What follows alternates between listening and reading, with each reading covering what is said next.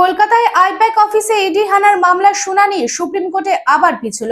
Supreme কোর্টের শুনানি হবে আগামী 18ই মার্চ। সুপ্রিম কোর্টের সওয়াল রাজ্য সরকারের আইনজীবী, কেন্দ্রীয় এজেন্সিকে ভয় দেখানো হচ্ছে, পাল্টা জবাব ইডির আইনজীবীর। একই সাথে হলফনামা দাখিলের জন্য সময়ও চেয়েছে ইডি। সুপ্রিম কোর্টের সওয়াল সলিসিটর জেনারেল তুষার মেহতার।